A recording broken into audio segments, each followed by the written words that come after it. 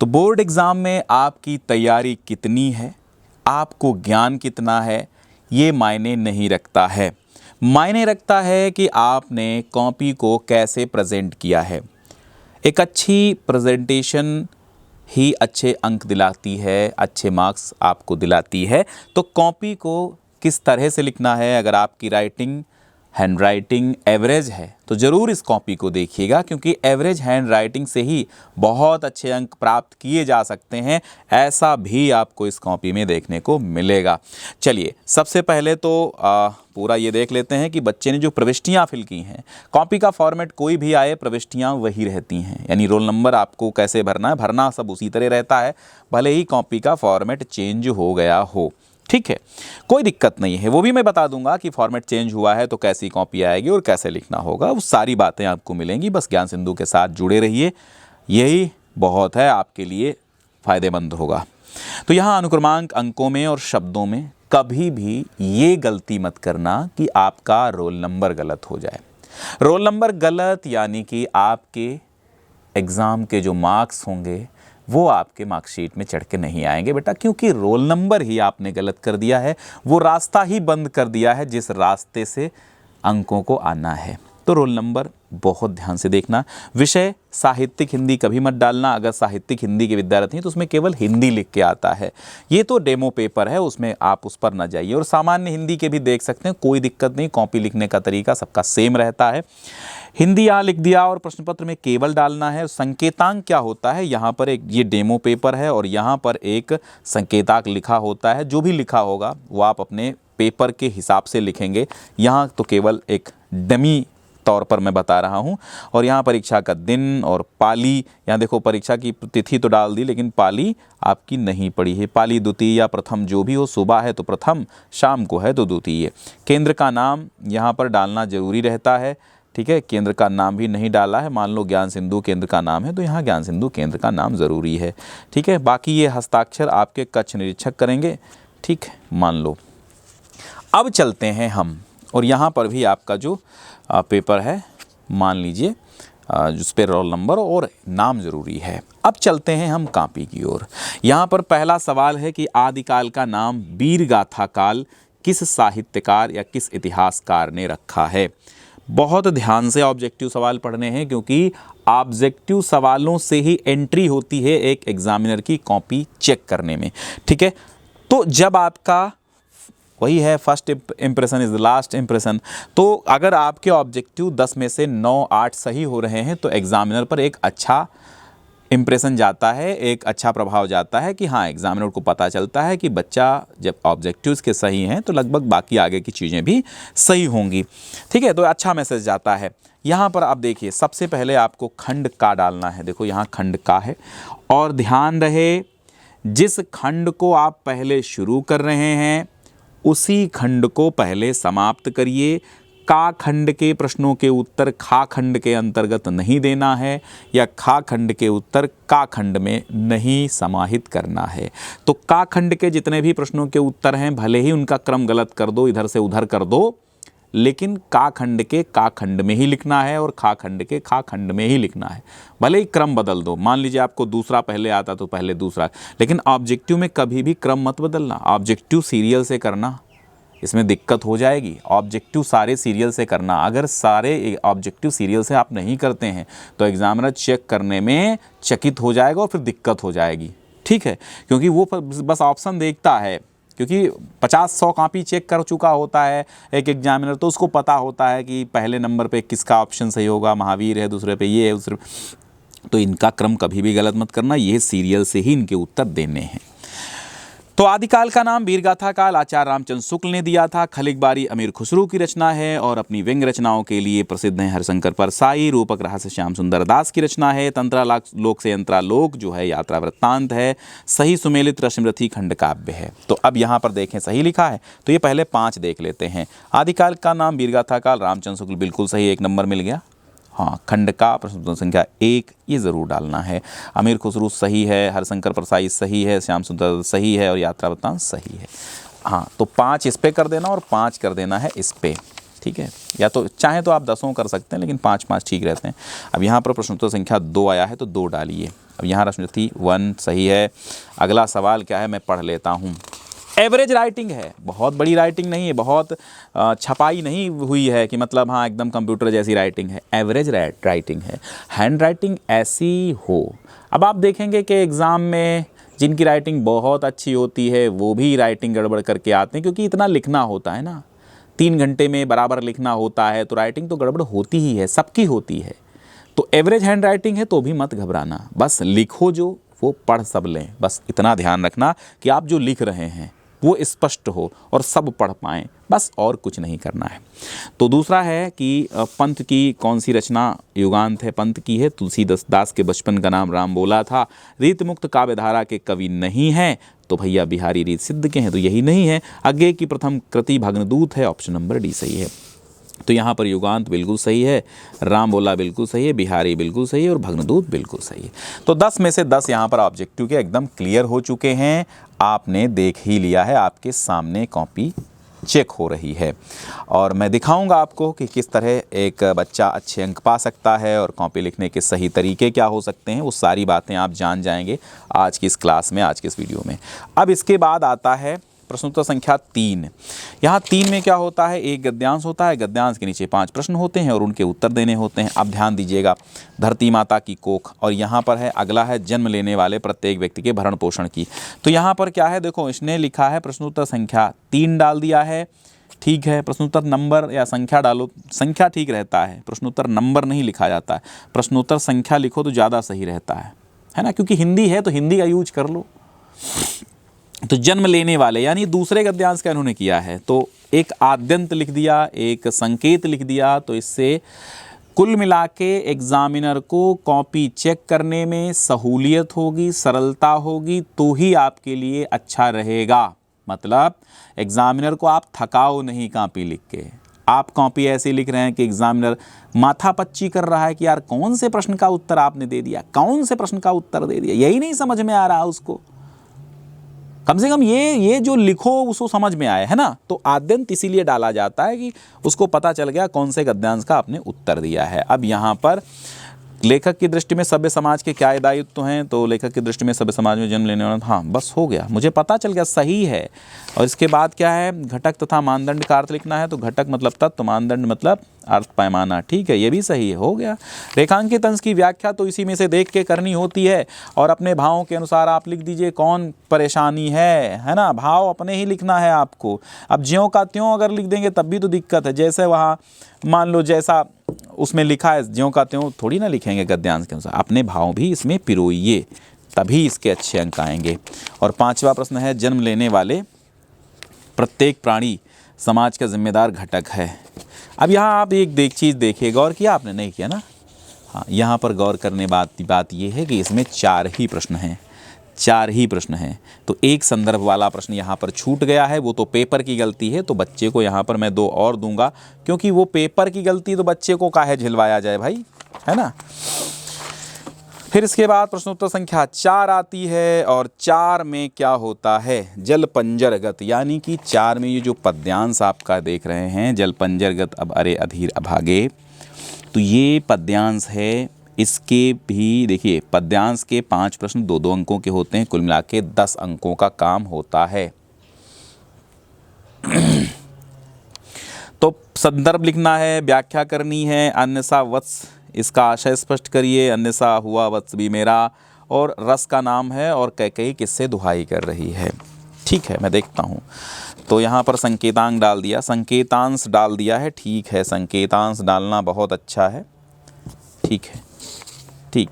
और अच्छा, यहाँ पर देखो एक बड़ी गलती है, गौर किया आपने गौर किया कि नहीं किया, मैंने कर लिया। यहाँ पर गलती ये है कि इन्होंने काव्यांजलि भी लिख दिया है और मैथिली शरण गुप्त भी लिख दिया है, लेकिन मुझे नज़र नहीं आ रहा है, क्यों नहीं आ रहा है, क्योंकि इन्होंने काले पेन का यूज नहीं किया है। हमेशा संदर्भ लिखते समय कवि का नाम, लेखक का नाम, पाठ का नाम, गद्य खंड है, पद्य खंड है, ये सारी बातें बीच में या तो अंडरलाइन कीजिए या तो आप काले पेन का यूज करिए, ठीक है। तो 2 अंक यहाँ पर मिल गए। और रेखांकित अंश की व्याख्या कीजिए, अब ये कीजिए क्या है, ये कीजिए नहीं लिखा जाता है, यहाँ पर सिर्फ आपको रेखांकन की व्याख्या और कर देना है ना। अंक यहाँ थोड़ी कटेंगे, लेकिन बस वही है, अंक काटने वाला होगा तो काट ही लेगा और नहीं काटने वाला होगा तो कैसे कटेंगे भाई। ठीक है, तो आगे क्या है, अन्य सा वत्स मेरा वह आशय ये है। तो आज से मैं पढ़ ही चुका हूँ यार, मैं पढ़ चुका हूँ। मतलब वही है कि जो एक एग्जामिनर होता है वो 100 कॉपियाँ चेक कर चुका होता है, तो उसे पता चल जाता है कि कौन सा सही उत्तर लिख रहा है बच्चा, कौन सा गलत। तो ठीक है, यहाँ पर भी सही हो गया। इसके बाद आता है हजारी प्रसाद द्विवेदी का जीवन परिचय।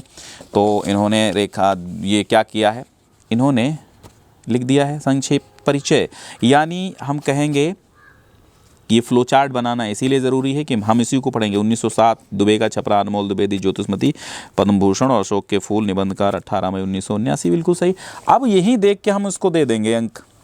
जीवन परिचय, साहित्यिक परिचय लिखते समय ये जो लिखेंगे आप 1907 यानी जन्म और उनके जो प्रसिद्ध कार्य होंगे उनको काले पेन से भी लिख सकते हैं, लेकिन ज़्यादातर काले पेन का यूज ना करिए।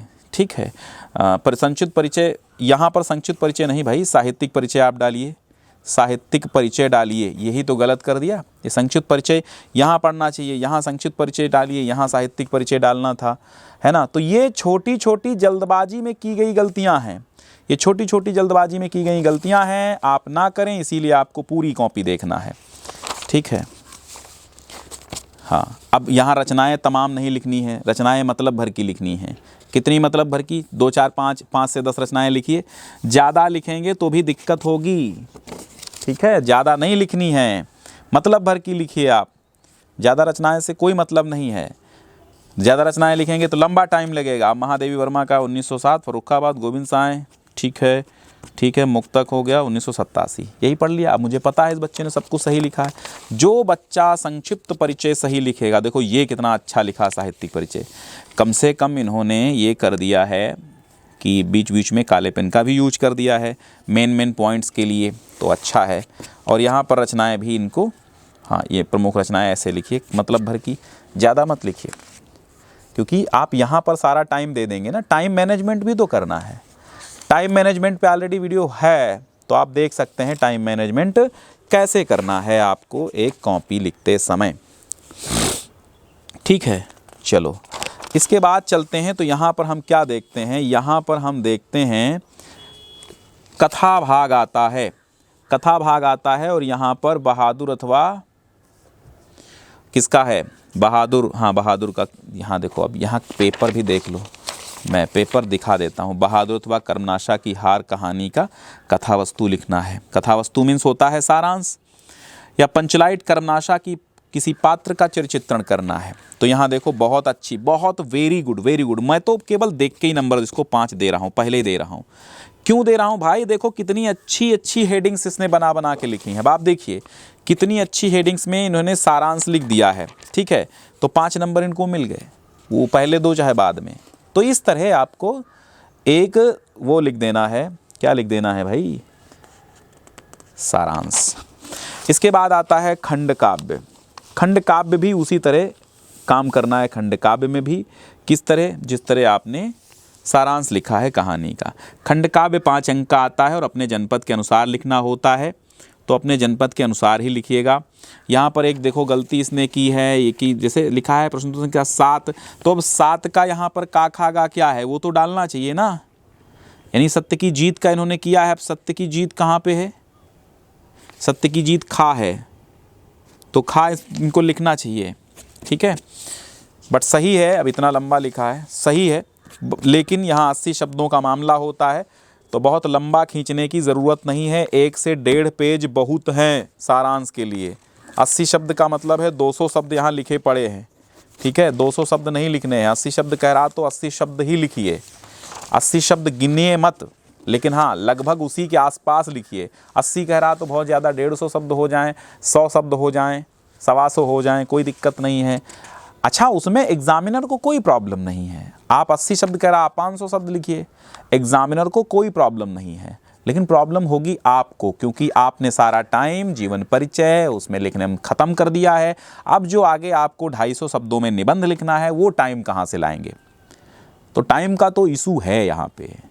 अगर आप ऐसा कुछ करते हैं कि सब कुछ लंबा लंबा लिखते हैं तो टाइम का इशू होगा।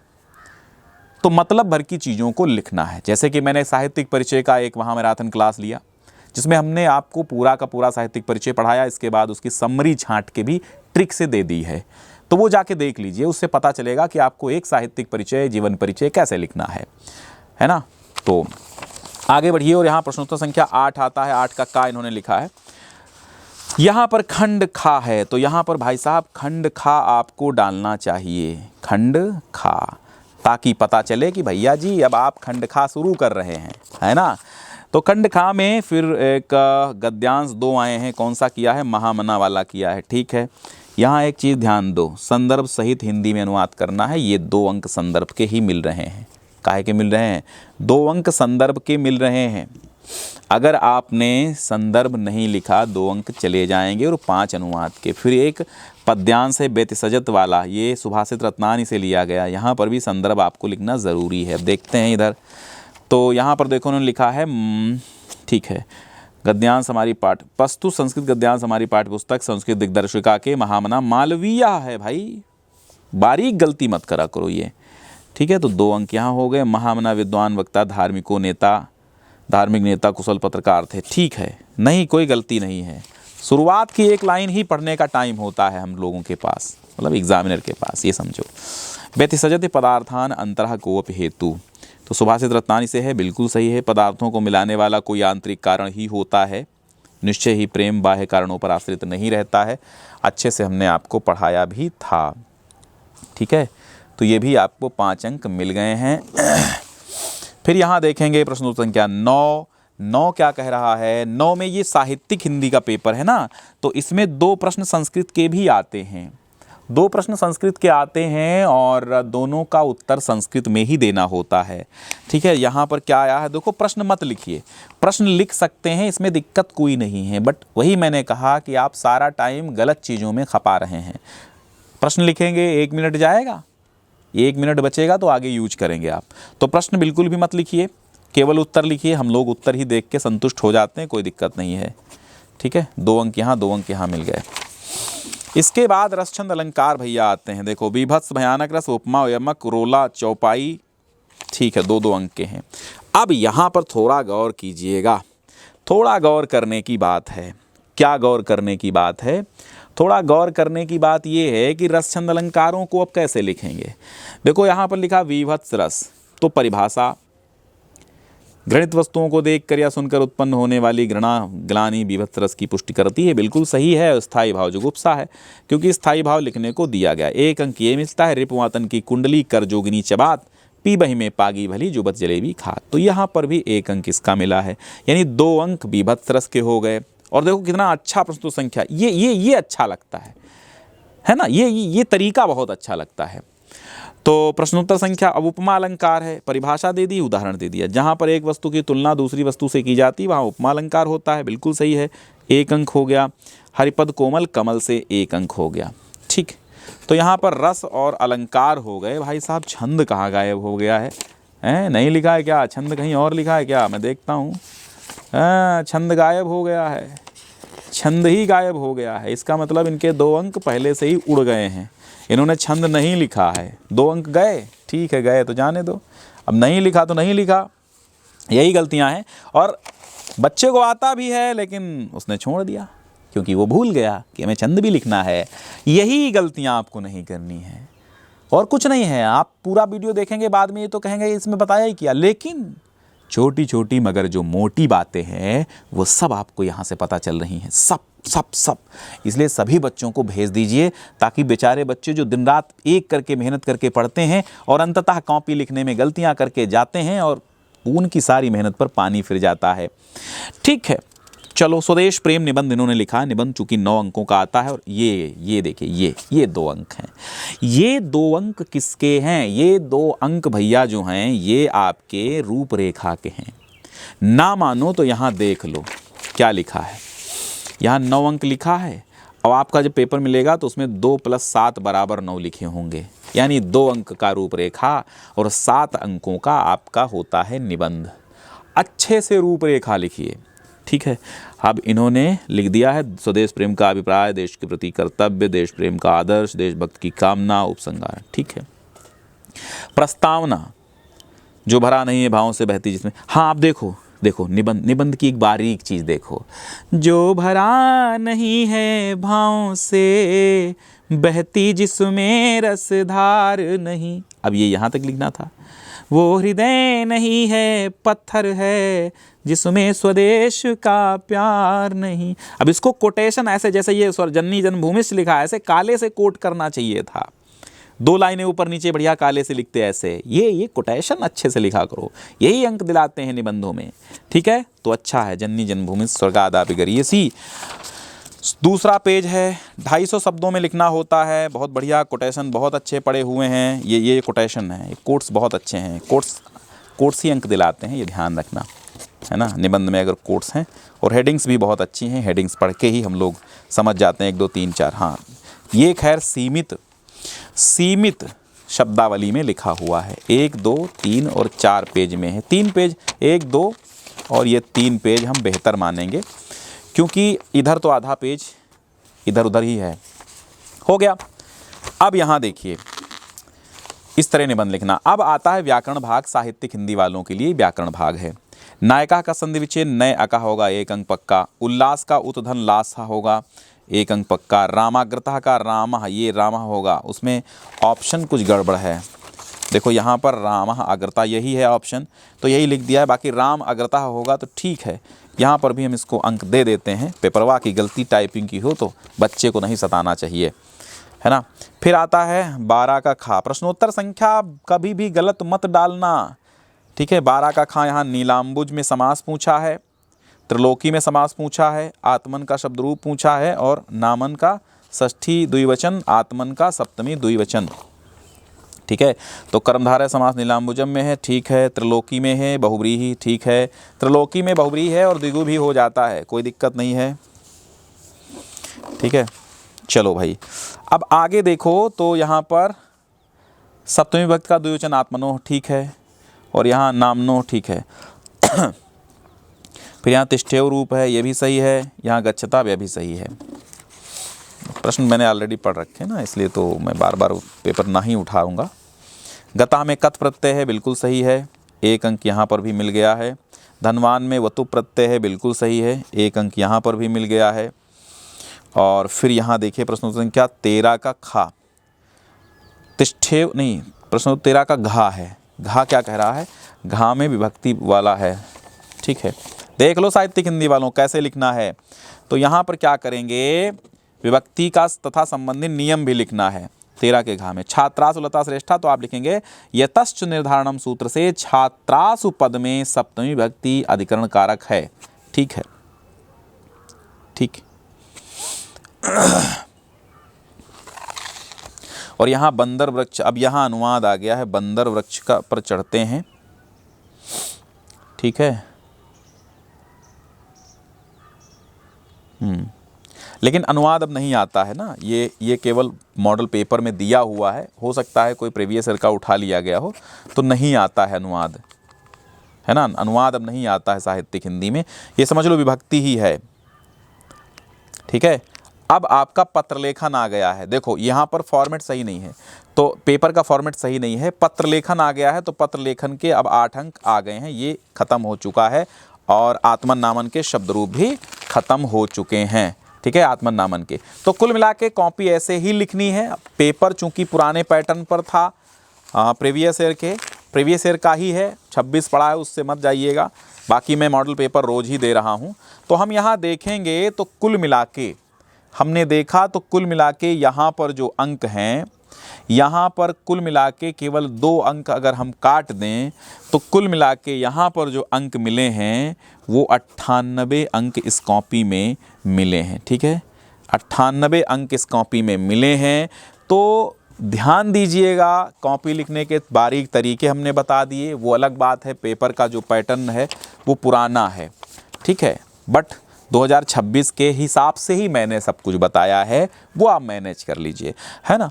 अब चूंकि पहले मैंने प्री चेकिंग नहीं की, तो पेपर में क्या दिक्कत है, बाकी मैं रोज़ मॉडल पेपर आपको देता हूँ। वो जो मॉडल पेपर आपको जो मैं रोज़ देता हूँ वो 100% बोर्ड के पैटर्न पर ही आधारित हैं, क्योंकि मैं कभी छुपाता कुछ हूँ नहीं आपसे। जो कुछ सच होता है मैं बताता रहता हूँ।